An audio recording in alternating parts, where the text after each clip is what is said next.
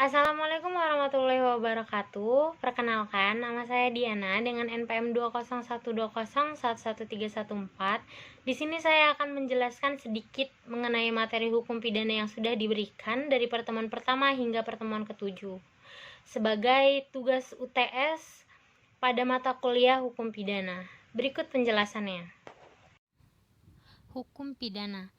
Pengertian hukum pidana adalah keseluruhan dari peraturan-peraturan yang menentukan perbuatan apa yang dilarang dan termasuk ke dalam tindak pidana, serta menentukan hukuman apa yang dapat dijatuhkan terhadap yang melakukannya. Sedangkan menurut Profesor Muljatno, hukum pidana adalah bagian daripada keseluruhan hukum yang berlaku di suatu negara, yang mengadakan dasar-dasar dan aturan-aturan untuk menentukan perbuatan-perbuatan mana yang tidak boleh dilakukan dan yang dilarang, dengan disertai ancaman atau sanksi yang berupa pidana tertentu bagi barang siapa yang melanggar larangan tersebut. Yang kedua, menentukan kapan dan dalam hal-hal apa kepada mereka yang telah melanggar larangan-larangan itu dapat dikenakan atau dijatuhi pidana, sebagaimana yang telah diancamkan. Dan yang terakhir, menentukan dengan cara bagaimana pengenaan pidana itu dapat dilaksanakan apabila ada orang yang disangka telah melanggar larangan tersebut. Dan selanjutnya terdapat jenis-jenis hukum pidana. Yang pertama, hukum pidana tertulis dan tidak tertulis. Hukum pidana tertulis yaitu hukum pidana yang telah tercantum dalam peraturan perundang-undangan. Sedangkan hukum pidana tidak tertulis yaitu hukum pidana adat atau delik adat yang masih hidup dalam masyarakat. Yang kedua, hukum pidana objektif dan hukum pidana subjektif. Hukum pidana objektif ialah seluruh garis hukum mengenai tingkah laku yang diancam dengan pidana, jenis dan macam pidana, bagaimana pidana dijatuhkan dan dilaksanakan dalam waktu dan batas-batas tertentu. Semua warga wajib mentaati hukum pidana dalam arti objektif ini. Dan yang selanjutnya yaitu hukum pidana subjektif, merupakan hak penguasa untuk mengancam pidana dan menjatuhkan hukum pidana pada pelanggar hukum pidana. Dan yang ketiga terdapat hukum pidana material dan formil. Hukum pidana material yaitu aturan-aturan hukum pidana yang berupa norma dan sanksi hukum pidana dan ketentuan umum yang membatasi dan menjelaskan norma-norma hukum pidana tersebut. Contohnya KUHP atau Kitab Undang-Undang Hukum Perdata. Selanjutnya, hukum pidana formil atau yang biasa kita sebut hukum acara pidana. Garis-garis hukum yang menjadi pedoman dasar aparat penegak hukum untuk melaksanakan ketentuan hukum pidana material dalam proses peradilan pidana, contohnya UHAP. Dan selanjutnya yang keempat, hukum pidana umum dan khusus. Hukum pidana umum ialah hukum pidana yang berlaku terhadap setiap penduduk, berlaku terhadap siapapun juga di seluruh Indonesia kecuali anggota ketentaraan. Dan selanjutnya hukum pidana khusus ialah hukum pidana yang berlaku khusus untuk orang-orang tertentu. Contohnya hukum pidana militer berlaku khusus bagi seluruh anggota militer dan mereka yang disamakan dengan militer. Dan hukum pidana pajak berlaku khusus untuk perseorangan dan mereka yang membayar pajak. Selanjutnya terdapat fungsi hukum pidana. Yang pertama, melindungi kepentingan hukum, melindungi orang atau masyarakat atau bahkan negara dari perbuatan yang hendak menyerangnya, dengan cara mengancam dengan sanksi berupa pidana atau nestapa bagi orang lain.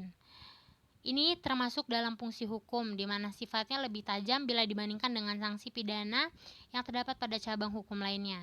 Dan selanjutnya terdapat fungsi umum, sedangkan fungsi umumnya sendiri adalah mengatur hidup kemasyarakatan atau menyelenggarakan tata kehidupan dan masyarakat. Dan yang terakhir dianggap sebagai ultimum remedium. Kenapa harus dianggap sebagai ultimum remedium? Karena hukum pidana harus dianggap sebagai obat terakhir jika hukum lain tak mampu. Dan selanjutnya terdapat pengertian nilai, norma, dan sanksi. Nilai merupakan ukuran yang disadari atau tidak disadari oleh suatu masyarakat untuk menetapkan suatu kebenaran, kebaikan, dan lain-lain. Nilai sendiri mempengaruhi tingkah laku orang di masyarakat. Ukuran-ukuran yang dimaksud itu seperti kejujuran, kesetiaan, kehormatan, kesusilaan, dan sebagainya. Berikutnya norma. Norma adalah sebuah alat ukur untuk mengatur setiap individu dalam masyarakat agar bertindak dan berperilaku sesuai dengan sikap dan keyakinan tertentu yang berlaku di masyarakat tertentu. Norma juga memberikan petunjuk kepada seseorang harus berbuat atau tidak harus berbuat. Berikut jenis-jenis norma yaitu norma kesusilaan, norma kesopanan, norma agama, dan norma hukum. Dan yang terakhir yaitu sanksi. Sanksi adalah penderitaan yang diberikan atau ditimbulkan dengan sengaja oleh seseorang sesudah terjadi suatu pelanggaran, kejahatan, dan kesalahan. Berikutnya lagi yaitu ada teori tentang pemidanaan. Yang pertama terdapat teori pembalasan atau absolut. Menurut teori ini, pidana dijatuhkan semata-mata karena orang telah melakukan kejahatan atau tindak pidana. Dasar pijakan dari teori ini sendiri adalah pembalasan. Inilah dasar pembenar dari penjatuhan penderitaan berupa pidana penjahat. Dan selanjutnya ada teori relatif atau teori tujuan. Berpokok pangkal pada dasar bahwa pidana adalah alat untuk menegakkan tata tertib hukum dalam masyarakat. Dasar pemikiran agar suatu kejahatan dapat dijatuhi hukuman artinya penjatuhan pidana mempunyai tujuan tertentu, misalnya memperbaiki sikap mental atau membuat pelaku tidak berbahaya lagi dan dibutuhkan proses pembinaan sikap mental. Dan selanjutnya ada teori gabungan atau teori modern, memandang bahwa tujuan pemidanaan itu bersifat plural karena menggabungkan antara prinsip-prinsip relatif yang atau tujuan dan absolut pembalasan sebagai satu kesatuan. Teori ini bercorak ganda di mana pemidanaan mengandung karakter pembalasan sejauh pemidanaan dilihat sebagai suatu kritik normal dalam menjawab tindakan yang salah. Berikutnya ada tindak pidana.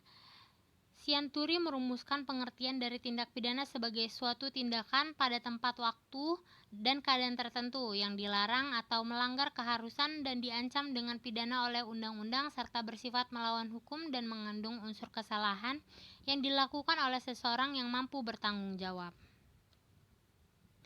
Berikutnya terdapat jenis-jenis tindak pidana.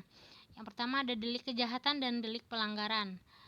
Yang kedua ada delik formil dan delik material. Yang ketiga delik kesengajaan dan delik kealpaan. Yang keempat delik aduan atau delik umum. Yang kelima delik umum dan delik khusus. Yang keenam delik berdiri sendiri dan delik berlanjut. Yang ketujuh delik politik murni dan delik politik campuran. Yang kedelapan politik biasa dan delik berkualifikasi. Selanjutnya ada asas legalitas, yakni asas yang menentukan bahwa tidak ada perbuatan yang dilarang dan diancam dengan pidana jika tidak ditentukan terlebih dahulu dalam undang-undang. Asas legalitas juga merupakan suatu jaminan dasar bagi kebebasan individu dengan memberikan batas aktivitas apa yang dilarang secara tepat dan jelas. Asas ini juga melindungi dari penyalahgunaan wewenang hakim, menjamin keamanan individu dengan informasi yang boleh dan dilarang. Selanjutnya, asas berlakunya hukum pidana menurut tempat.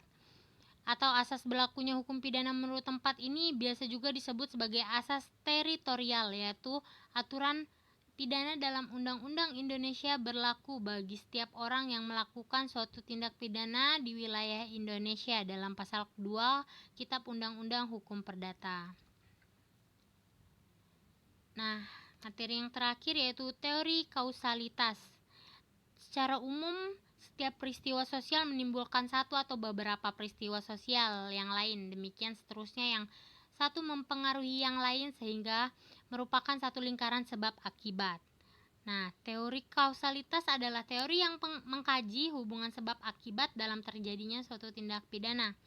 Teori-teori kausalitas dapat digolongkan menjadi dua golongan besar, yaitu teori conditio sine qua non atau teori syarat dan yang kedua teori adequate. Kedua teori tersebut dapat dijelaskan sebagai berikut. Teori conditio sine qua non atau teori syarat dikemukakan oleh von Bury yang berpendapat bahwa suatu perbuatan atau masalah haruslah dianggap sebagai sebab dari suatu akibat. Apabila perbuatan atau masalah itu merupakan syarat dari akibat itu, oleh karena itu harus diselidiki dulu perbuatan atau masalah mana yang merupakan syarat dari suatu akibat. Dan yang kedua ada teori adequate, merupakan bantahan dari teori yang dikemukakan oleh von Bury. Menurut teori ini, di antara rangkaian peristiwa yang mendahului akibat tersebut adalah yang dekat atau sepadan dengan timbulnya yang dilarang. Berikutlah penjelasan yang dapat saya jelaskan mengenai materi-materi yang sudah diberikan selama perkuliahan Saya ucapkan terima kasih dan mohon maaf apabila ada kekurangan ataupun kesalahan dalam pengucapan. Wassalamualaikum warahmatullahi wabarakatuh.